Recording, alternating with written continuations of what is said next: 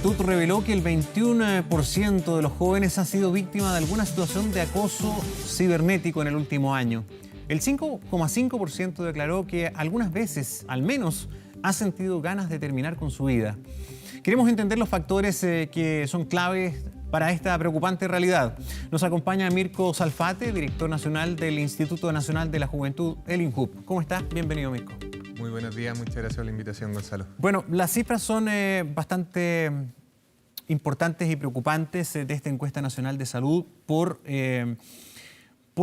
los porcentajes preocupantes en torno a cómo ha ido aumentando la victimización en materia de acosos, fundamentalmente a través de la tecnología.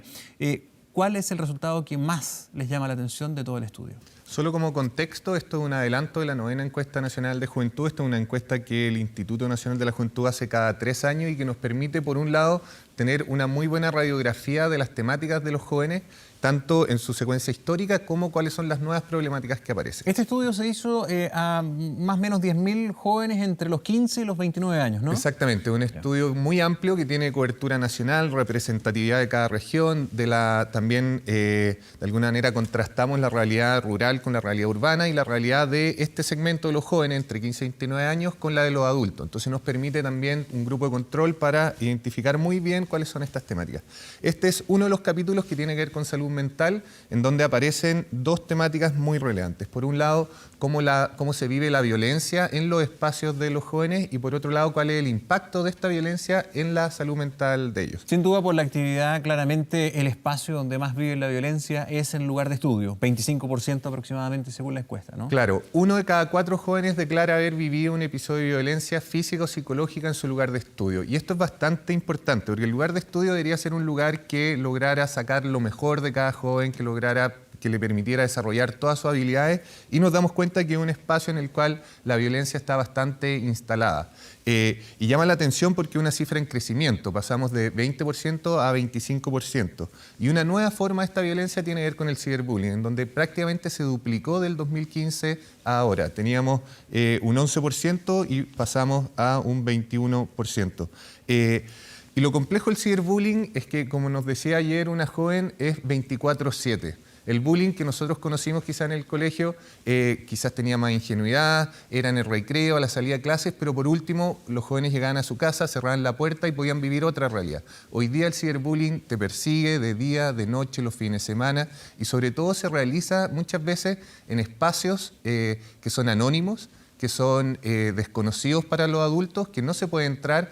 Hay un formato que se llaman los espacios de confesión, que muchas comunidades educativas tienen a escondidas de cualquier adulto, y es un lugar en el que anónimamente cualquiera puede subir información, fotos, calumnias, lo cual es muy violento para jóvenes. Más encima son jóvenes adolescentes, están en pleno desarrollo de sus personalidades, en donde estos fenómenos son causantes graves de salud mental para ellos. Sí, tal es el nivel de gravedad que llama la atención el porcentaje de jóvenes que ya manifiestan pensamientos suicidas. 5,5% en promedio, más las mujeres que los hombres, 6,7% en el caso de las mujeres, 4,5% en el caso de los hombres. Si lo comparamos con otras sociedades similares, ¿estamos en porcentajes parecidos o Chile es un caso más preocupante aún? Chile hace 10 y 5 años tuvo un alza en las tasas de suicidios muy relevante. La pendiente en el fondo del gráfico, el aumento era muy significante, eso se ha ido controlando, pero la verdad es que esto, independiente del número, es una situación trágica que tenemos que enfrentar. Como decía el ministro Sichel ayer, hoy día hay más jóvenes que mueren por bullying que por armas de fuego al interior de las comunidades educativas. Y de eso tenemos que ser conscientes. ¿Es la segunda causa de muerte en los jóvenes? Es la segunda causa de muerte en los jóvenes. Eso tiene una pequeña letra chica. En general, los jóvenes es una población que no muere, que no tiene grandes enfermedades. Y la primera causa tiene que ver con los accidentes de tránsito y la segunda es el suicidio. Mira. Y lo relevante ahí es que es algo prevenible. El suicidio en general y los temas de salud mental en general como sociedad todavía lo vemos como un tabú, nos cuesta hablarlo, lo tratamos de esconder. Las cifras oficiales de suicidio suelen ser difíciles de acceder porque alguien en su parte médico puede decir que murió por sobredosis o que murió por un accidente, pero no necesariamente se especifica que detrás de eso hay un cuadro complejo, hay un intento de atentar contra su vida. Y lo difícil de eso, o lo complejo, es que generalmente se le asigna la responsabilidad al individuo cuando no entendemos que de alguna manera como sistema, como comunidad, como familia, nos podemos hacer cargo, lo podemos prevenir. Como conversábamos ayer con una niña en Puente Alto, ella nos decía que quizás más que las pastillas que le daba el psiquiatra, lo que necesitaba era el abrazo de sus amigos, el reconocimiento de sus profesores, un espacio de escucha de su padre, y eso son herramientas que como humanos tenemos, que podemos desarrollar y que de alguna manera si generamos una cultura de hablar y de enfrentar estos temas, probablemente vamos a estar previniendo no solo el suicidio, que es algo dramático, sino asegurando un mejor desarrollo emocional de nuestros jóvenes. Sí, bueno, sin duda hay muchos factores como el que tú detallas que pueden colaborar, ¿no?, en enfrentar este panorama, pero el sistema no se está haciendo cargo. La percepción de los jóvenes encuestados tampoco es de poder recurrir a soporte, a tratamiento. Solo un 5,8% de hecho recibe un tratamiento de salud mental. O sea, casi nada. Exactamente. Y lo otro es que cuando se les pregunta, el casi 44%, cerca de la mitad de los jóvenes encuestados, cree que es nada o poco posible costear consultas de salud mental como por depresión o ansiedad. Claro, hoy día parece inasequible y claramente existen grandes brechas. No sé si te acuerdas el año pasado que un grupo de estudiantes de arquitectura hicieron una protesta, una toma, alegando contra el estrés y la sobrecarga académica. Actos como esos nos demuestran, por un lado, que estamos frente a una generación que tiene otra sensibilidad frente al tema, que de alguna manera quieren equilibrar calidad de vida con desarrollo profesional y personal, que tiene cierta distancia a esta medida del éxito de sobrecarga, estrés, y que quiere plantear las cosas de otra manera. Frente a eso, que es una cosa dinámica que está cambiando, hoy día los establecimientos educacionales están reaccionando. Obviamente cuesta, hay brechas, hay que acelerar, pero en general se están desarrollando estrategias no solo para la contención profesional al interior de las instituciones, sino algo que nosotros hemos trabajado mucho es con organizaciones de la sociedad civil, fundaciones, distintos movimientos, muchos de ellos liderados por jóvenes, darles a ellos el protagonismo dentro de estas comunidades educativas. ¿Y por qué? Porque algo que marca esta generación es que no necesitan intermediarios para realizar sus proyectos o para atender sus necesidades, y donde la figura del experto, el profesor, el funcionario público es una figura muy distante. Y para estas temáticas la estrategia de pares funciona mucho mejor. Nosotros hemos estado apoyando fundaciones que se instalan al interior de comunidades educativas, en universidades o en institutos, y que capacitan a líderes de esa comunidad, a otros jóvenes, a otros estudiantes, para que sean puntos focales, para que sean referencia de estos temas y puedan abordar temáticas como la prevención de violencia en el pololeo, la prevención de suicidio, la prevención del ciberbullying, identificando personas iguales que tú con los cuales puedes hablar el tema, puedes canalizar y ellos te pueden ayudar a una derivación más profesional. Tenemos brechas, pero el Ministerio de Salud está trabajando en temáticas de ampliar la cobertura de salud mental. El Ministerio de Educación el año pasado sacó un instructivo para enfrentar el tema del ciberbullying, que sin duda, como te decía, son temáticas nuevas que tenemos que adaptarnos rápidamente. Pero la verdad es que en esto esto es un cambio cultural que de alguna manera tenemos que todos hacernos cargo. Todos los expertos coinciden en que la mejor estrategia para prevenir estos temas es conversar. Conversar en la familia, conversar en los cursos, conversar en los colegios, en los institutos. De alguna manera tratar de quitarle el tabú a la salud mental a alguien que tiene una depresión, a alguien que tiene un cuadro de angustia. Es lo mismo que alguien que se infectó con un virus, que tiene un tratamiento, tiene una manera de enfrentarlo y que en la medida que lo hablemos probablemente vamos a estar descomprimiendo situaciones personales muy complejas que los jóvenes viven de una manera silenciosa y muchas veces los lleva a situaciones extremas con las que hablábamos de atentar contra su vida. Sí. El ciberbullying o la burla, ahora a través de medios tecnológicos, es una arista de los problemas de salud mental de la juventud en Chile. Pero hay algo que me parece que es bastante estructural, que tiene que ver también con la sintomatología de situaciones ligadas a la depresión. Que es bien preocupante porque en el fondo te habla de una sociedad joven bastante desmotivada. El 10% asegura siempre o casi siempre que ha tenido pocas ganas de hacer cosas. Sí. El 30%, la mayor parte del día, desganado, desmotivado. Bueno, ahí estamos hablando de un problema bien estructural que va paralelamente a lo que es el bullying. Estamos hablando de una juventud bastante desmotivada. Mira, cuando hablamos de violencia y ciberbullying, llama la atención porque son cifras que aumentan de manera significativa. El ciberbullying casi se duplica, la violencia aumenta en un 25%. Estas otras tendencias son más bien continuas en la historia y te hablan, por un lado, de un periodo propio de la juventud que quizás tiene que ver con ciertos procesos de introspección, pero sin duda nosotros desde el Instituto Nacional de la Juventud observamos que los jóvenes de hoy viven una paradoja. Por un lado, son los jóvenes que en términos estadísticos mejor calidad de vida tienen, mayor expectativa de vida en temas de desarrollo humano. Cualquier indicador que se pueda aplicar, esta es la generación... En términos de bienestar, si nos comparamos con juventudes de otras décadas para atrás. Es la generación que más beneficios recibe del Estado en temas de educación, en temas de salud. De alguna manera uno podría, si uno sacara la foto desde afuera, diría, esta es una generación que ha accedido a muchos privilegios propios de la democracia, propios del nivel de desarrollo. Pero por otro lado vemos que es la generación que más desaprobación tiene de las instituciones y de la democracia, es una generación que ha caído mucho en el individualismo y de alguna manera estas cifras reflejan que es una generación que tiene pocos espacios de satisfacción.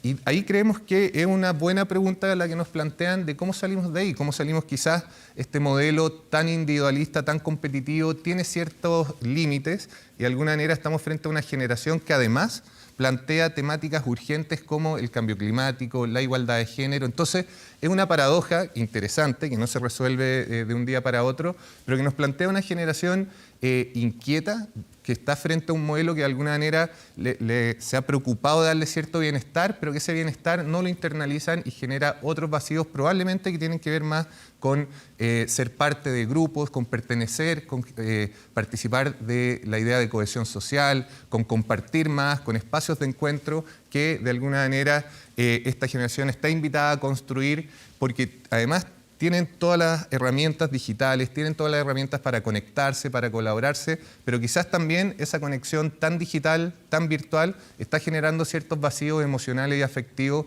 en la interacción física, en el cara a cara, y por eso estamos desarrollando otros espacios de encuentro. Ahí comentarte, solo paralela a esto, que una agenda muy fuerte que estamos desarrollando es el tema del voluntariado.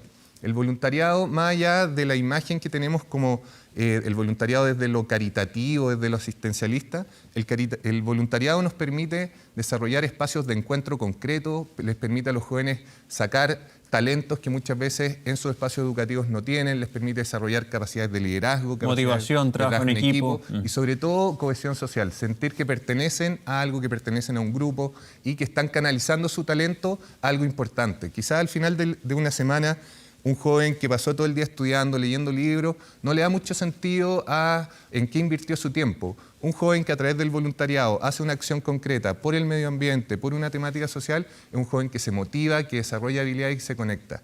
Estrategias como esas hay varias que estamos impulsando y lo importante es que los jóvenes puedan sacar lo mejor de sí, no solo para sí mismos, sino para construir una sociedad más justa, más sostenible, que son los grandes desafíos que tenemos hoy día. ¿Se están integrando los esfuerzos a nivel gubernamental para trabajar este tipo de problemáticas tan gruesas, ¿no? Tan complejas? Por ejemplo, uno de estos programas lo están trabajando de manera simultánea con el Ministerio de Educación, lo están trabajando en conjunto con las casas de estudio, institutos profesionales, con el mundo de la educación superior, con los municipios. ¿Cómo se trabaja esto de manera coordinada? Porque si no es integral, vamos entregando esfuerzos, recursos de manera separada, en compartimentos estancos que en realidad se pierden la fuerza, ¿no? Exactamente. La verdad que esta nueva generación de problemáticas públicas la característica es que son multifactor y que de alguna manera se tienen que desarrollar o afrontar de una manera intersectorial entre distintos sectores.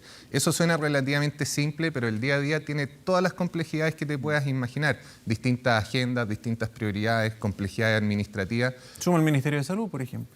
Por ejemplo, y ahí En políticas públicas, cuando tú tenías, por ejemplo, que construir carreteras o que dar la alimentación a los jóvenes, es muy fácil porque un ministerio tiene el poder, llega, lo hace, una licitación y se ejecuta. Cuando tenemos que trabajar temas como salud mental, que tiene una arista desde el punto de vista de desarrollo social y juvenil desde nuestro ministerio, que tiene una arista en temas de salud desde el Ministerio de Salud, que tiene arista de educación y que probablemente todos tienen algo que decir, se vuelve más complejo. Pero no por eso nos vamos a quedar mirando la complejidad y no vamos a avanzar. Nosotros justamente estamos trabajando en el Ministerio de Salud, con el Ministerio de Educación, pero sobre todo en donde, como te decía antes, hemos visto mayor dinamismo y mayor potencial, es apoyar a organizaciones de la sociedad civil que muchas veces son más ágiles, que muchas veces son más innovadoras y que tienen más flexibilidad para abordar estas temáticas, a través de ellos desarrollar por ahora experiencias pilotos que pronto podamos incorporar como políticas públicas. Nosotros como Instituto Nacional de la Juventud, en general, no tenemos mucho presupuesto para implementar políticas de cobertura nacional, pero sí tenemos cierta agilidad que nos permite pilotear a través de distintos programas, que es lo que estamos haciendo hoy día, para después poder, junto con ministerios más grandes, poder implementarlo. El año pasado trabajamos en esa línea con el Ministerio de Salud en temáticas de VIH, a través de varias experiencias muy exitosas que hoy día ya están pasando a ser programas más permanentes. Entonces, por ejemplo, una de las fundaciones se llama Todo Mejora. Ellos trabajan temas de prevención de suicidio y en particular en jóvenes, y particularmente jóvenes que por su orientación sexual se ven más expuestos. Esa sutileza, y que a propósito son jóvenes que tienen 3 veces más probabilidades de intentar atentar contra su vida. Esa sutileza, esa sensibilidad, claramente desde el Estado es muy difícil desarrollarla, pero en la medida que nos articulamos con actores como ellos podemos tener esa pertinencia y llegar a tiempo para todos esos jóvenes que lo necesitan. Sí, finalmente, ¿hay diferencia en términos socioeconómicos en este tipo de problemáticas? Uno imagina que es un problema transversal, pero viendo algunas cifras, al menos en el tema del ciberbullying, vemos que este fenómeno tiene mayor desarrollo en los sectores socioeconómicos medios bajos. Ciberbullying al menos. Sí. ¿Por qué? Mira, no tengo la respuesta, la información hoy día todavía está muy gruesa como para llegar a eso y probablemente para responderlo hay que dar un poco de tiempo y de análisis, pero en general los jóvenes a nivel socioeconómico más vulnerable están más expuestos a situaciones de violencia y de alguna manera la violencia está más naturalizada en sus ambientes. Lamentablemente en el fondo, la desigualdad económica y social que tenemos en nuestro país se refleja en todo aspecto, incluso en esto. De alguna manera, comunidades educativas con mayores recursos pueden tener acceso a mayores herramientas, mayor soporte, implementar protocolos. Contratación de profesionales que trabajan en el colegio. En fin. Pero eso tampoco es tan cierto porque uno de los casos más emblemáticos que vivimos el año pasado fue en un colegio de clase alta que no tenía los protocolos implementados, que no supo llegar a tiempo. Entonces, esto es muy transversal y fue sancionado. Fue sancionado, exactamente, por no cumplir con estos protocolos. Entonces, esto es transversal y probablemente lo que tenemos que aprender es cómo desarrollamos no solo estrategias reactivas frente a estos temas, sino sobre todo preventivas. En estas temáticas, invertir en prevención es lo más sostenible, es lo más rentable, porque no solo podemos salvar vidas, sino podemos aprovechar estas temáticas para potenciar comunidades que se transformen en espacios más amables y más capacitados para desarrollar lo mejor de los jóvenes. Sí, sobre todo en el mundo urbano, que es donde más pasan estas cosas, a diferencia del mundo rural, donde aparentemente la menor penetración de tecnología, la menor contaminación, en el amplio sentido de la palabra, hace que la vida parece que siga siendo más sana, incluso en este sentido. Pero, por ejemplo, eso lo vemos en ciberbullying, sí. Pero en temas de, por ejemplo, violencia en el pololeo o violencia en general al interior de las parejas, sí, en la zona rural todavía sigue siendo más fuerte, probablemente porque los cambios culturales quizás son más lentos o quizás hoy día es un lugar, una frontera de choque, por un lado de una agenda de igualdad de género muy proactiva, pero por otro lado con ciertas inercias, ciertas limitaciones culturales que generan un choque y que se accionan con mayor violencia. Entonces, la verdad es que si bien son temáticas transversales, tienen distintas dimensiones según su ruralidad, según la ciudad en la cual estamos y también algo que afecta mucho el tema climático. Hace muy poco tiempo Coyhaique era la región de Aysén en general era la región con mayor tasa de suicidio y claramente tiene algo que ver con el clima, con la geografía que también tenemos que saber incorporar. Bien, Mirko Salfate, director del INJUV, muchas gracias por estar acá. Muchas gracias, muy buenos Gonzalo. días. Estés muy bien.